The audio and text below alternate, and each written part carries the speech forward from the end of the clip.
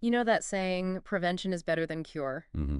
It's almost, well, it feels like a cliche sometimes, doesn't it? Something we all kind of nod along to, but maybe don't really dig into properly. Yeah, I know what you mean. But when you think about everything, everyone's juggling, you know, work, family, just life these days, taking a moment to really unpack prevention feels, well, really important. It's so easy for those proactive things to just slip, you know, Yeah. when you're busy. It really is. Yeah. And when you actually look at the evidence, it's much more than just a nice saying. Like, take childhood vaccinations, for example. Okay. Well, studies show that for every dollar spent, the return, just in terms of avoided healthcare costs down the line, maybe increased productivity too, can be, well, figures go as high as $16. $16. Right. Wow. It really puts a different spin on it, doesn't it? It's not just about, feeling a bit better. It has these huge real-world impacts. Yeah, $16 return is Yeah. significant. Okay, so beyond the money side, from a purely medical perspective, what's the core argument? Why is prevention better than cure? What are we actually talking about? Well, fundamentally, in medicine, it's just often way more effective and frankly better for your long-term health to stop a disease from ever starting Right. compared to, trying to manage it once it's already taken hold. Yeah. Think about something like type 2 diabetes. Okay. Yeah. If you can prevent it or even just delay it through lifestyle, diet, exercise, the usual suspects you're dodging, years, maybe decades of dealing with blood sugar checks, worrying about complications. Nerve damage, kidney stuff. Exactly. All that, plus the medications, the doctor visits, it's just a much, much less difficult road for your body and for you. It seems so logical when you lay it out like that. It does make you wonder, though, why do we often wait until something feels wrong before we, do something about our health? What's the hesitation? That's a really interesting question. And there are probably a few things going on there.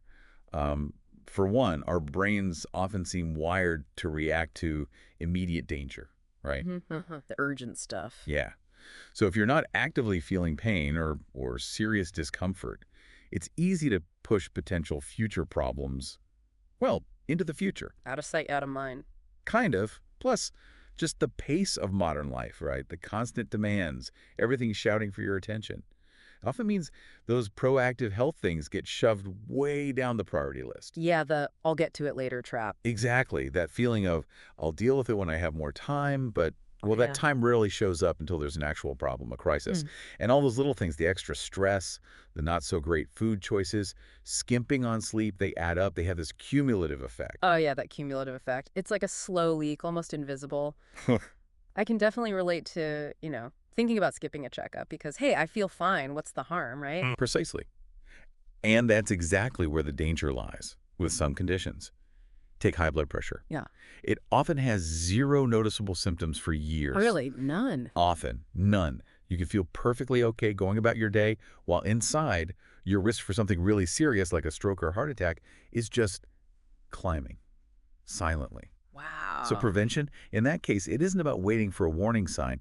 It's about proactively checking those numbers, those indicators, and making adjustments before it becomes a crisis. Right. It's about catching things early when doing something about it is, well, much easier and more effective. That's, yeah, a bit sobering, actually, but also kind of empowering, I guess. Knowing we can do something proactively, and it's not just about doctor's visits and tests, is it? Sounds like a massive part of this is just our daily lives, what we do every day. Oh, absolutely. A huge part. Think about the basics, the foundations, like regularly eating whole, unprocessed foods, fruits, vegetables, lean protein.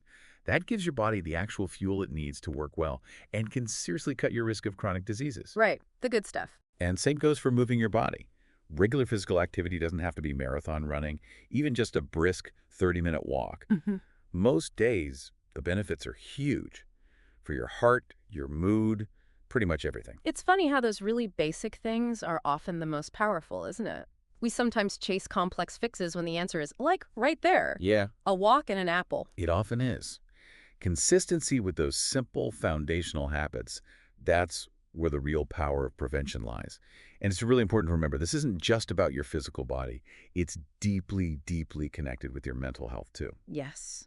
Mental health. That feels like such a crucial piece of the puzzle. Things like building resilience, Yeah. being able to handle stress better, Yeah. having healthy ways to cope, looking after your relationships. Those all feel like preventative actions for our minds. Exactly right. Yeah. Things like mindfulness, for instance, Even just taking a few minutes each day for some quiet reflection, it can make a real difference in how you manage stress. Hmm. Getting enough sleep, that's absolutely fundamental for restoring your body and your mind, and cultivating strong social connections, having that support system. Yeah, that's vital. These aren't just, nice if you have time things. They're genuine, proactive investments in your overall mental and emotional strength, your resilience. It really brings it home, doesn't it? That idea that self-care isn't selfish at all. It's actually preventative maintenance, building that strong foundation so you're just better prepared for whatever life decides to throw at you. And like we touched on, the mind and body, they're not separate things. Not at all. They're completely linked. Just think about how long-term stress can actually weaken your immune system. Right. Makes you more likely to catch colds, that sort of thing. Exactly. Hmm. So by proactively managing your stress, finding healthy ways to deal with it, you're not just boosting your mood or feeling calmer, you're literally strengthening your body's defenses against physical illness too. That connection is so clear when you put it like that. Okay, so for someone listening right now, maybe feeling a bit inspired to be more proactive, what are, say, a few really concrete, actionable steps they could start thinking about, like today? Okay, well, if I had to pick maybe 3 key areas to focus on for prevention. First, definitely regular physical activity. Mm. Again, doesn't need to be super intense. Consistency is the name of the game. Aim for maybe 30 minutes of moderate activity like that brisk walk most days. Manageable. Okay, what's second? Second, pay attention to nutrition. Make a real conscious effort to get more fruits, vegetables, whole grains in. And at the same time, try to cut back on the heavily processed stuff, sugary drinks, maybe excessive saturated fats. Just shift the balance. Makes sense. More good stuff, less processed stuff. Yeah. And third, Third, I'd say prioritize sleep and develop some healthy ways to manage stress.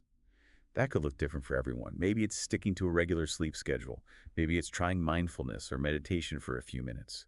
Or maybe it's just carving out time for hobbies, things you enjoy that help you unwind. Find what works for you. those feel like really solid, achievable starting points.